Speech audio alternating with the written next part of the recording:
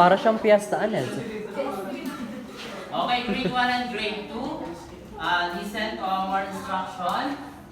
So, I will post a picture showing different things that you may see in the inside and outside in the classroom. So, who has been this object?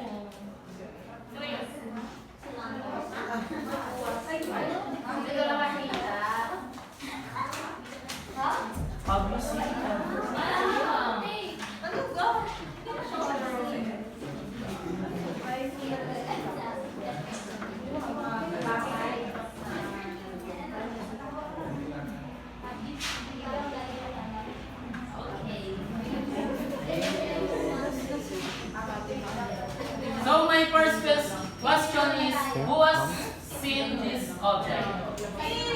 Okay, Arnie? Hindi na po I sumapasok. see the object pencil when I'm going to write or draw something. Okay, another one. Already seen this object.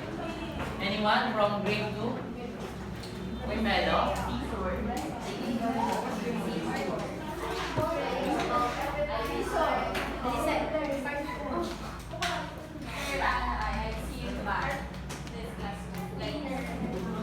Okay, very good.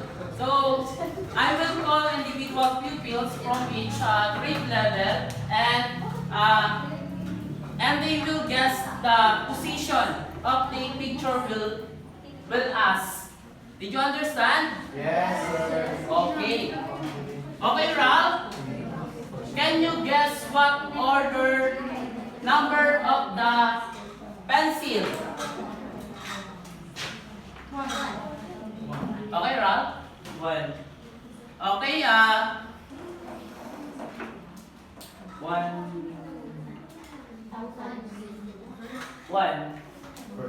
okay, very good. Can you count that for me? Okay, stand up. Can you count that for me?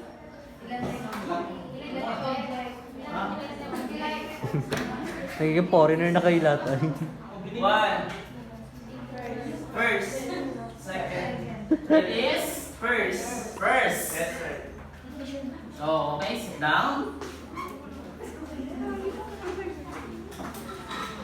So, anyone, what is the object in a third position? Okay, from the grade 2. Okay, Vilma. Crayons. Okay, give Vilma in a very good clap. 1, 2, 3, 1, 2, 3. Very good, very good. Okay.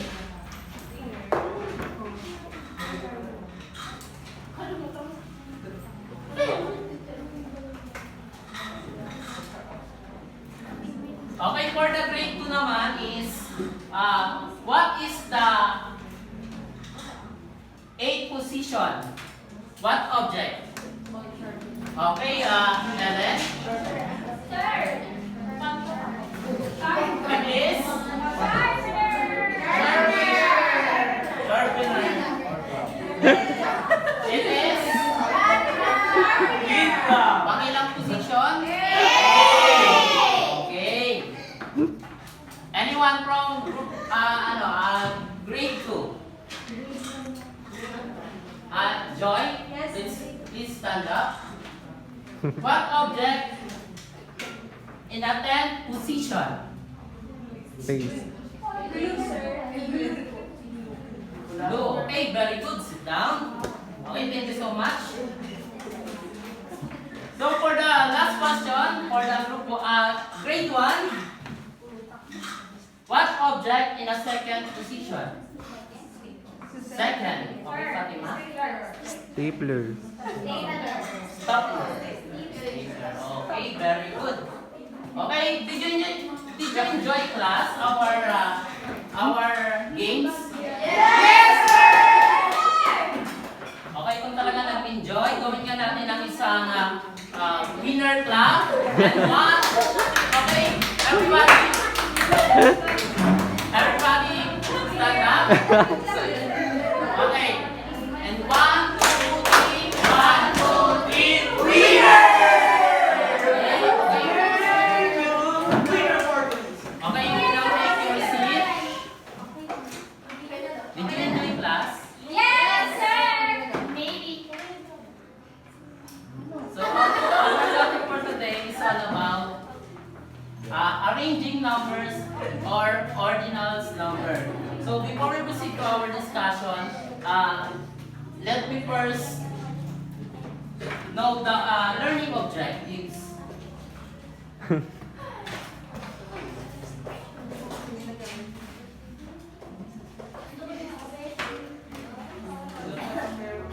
Okay, quiet. Grade Hindi 1. ba magamit yun?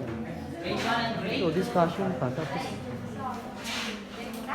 dapat yun yung motivation. Okay, please read our Hindi pa objective. nagagamit yun. Grade 1 and grade Hindi pa nagagamit. 2. Louder.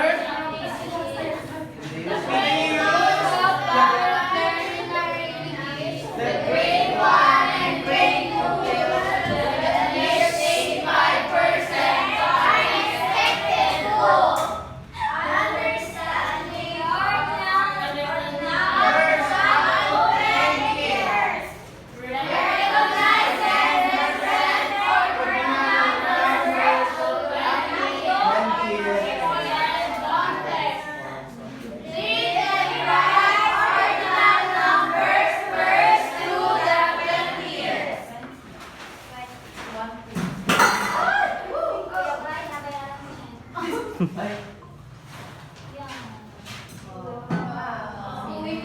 Ay, please help me. Okay na, sir. Okay, class. So, ganito yung gagawin ko sa discussion is, habang i-explain ko po yung sa grade 1, combine na po siya din. Ito po yung mga example kung paano siya isulat.